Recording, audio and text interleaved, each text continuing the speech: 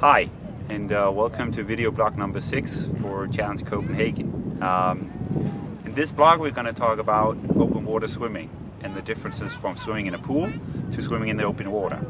We're here at the swim start for the race, and I'm just going to go over a few points for you. The first and major thing about open water swimming is that it's continuous, meaning there is no breaks, there's no turns, it's just swimming all the time. And for people swimming normally in 25-meter pool or 25 yards pool, that is quite a difference. And it's a good idea if you could have the ability to train that before the race, so you're accustomed to swimming continuously. Because the small breaks you have in the pool will make you more fresh and so forth. So it's a bit harder that way. The second thing about the open water is that usually it's a bit cooler than in the pool, especially in Denmark. We're expecting 18 to 20 degrees Celsius for the swim, which is nice and comfortable if you wear a wetsuit. So that is recommended, of course. And that's another thing you have to get used to. You know, one thing is wearing the wetsuit, but also on your head, for example, if it's on the cooler side, like 17, 18 degrees, maybe you want to wear 2 or 3 bathing caps, or you want to wear a neoprene hat, which keeps your head nice and warm. That can be a good thing. The other thing about open water swimming is also that there can be currents. This will probably not be so happening here because it's quite still water and very flat. As you can see, it's very nice. We're overlooking the swim course here. The latter part of the swim, we're going to be in that section, and then we're going to start over here on the beach. So I'm just going to show you here. This is where you're going to start and have a beach start here and run out from there.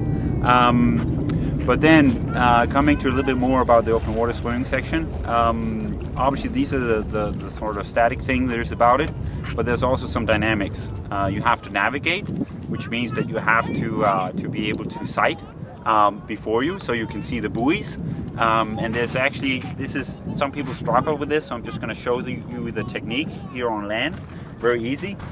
So if you come in your swim stroke and you're here in front, you're going to push down a little bit on this arm, raise your head up, and then turn it to the side for the breathe. And up here, when you're up here, you have to sight. So you raise up and sight and pull through and breathe, and then you come over the other arm.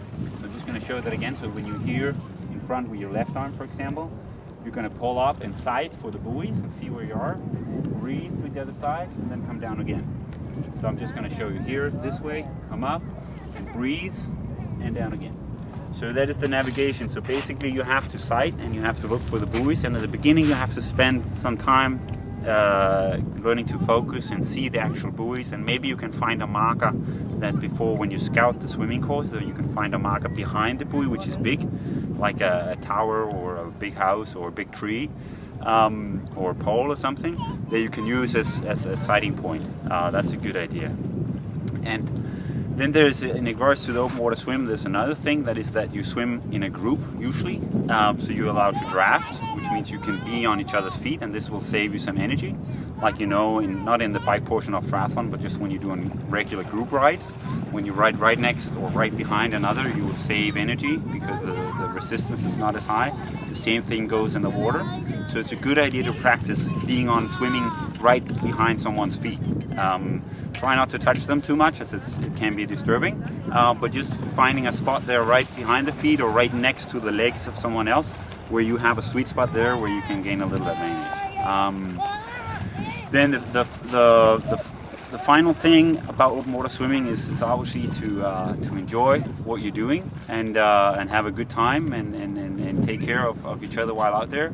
And just, you know, this is magnificent waters, and enjoy those in training and in racing as well. So have a good time with that.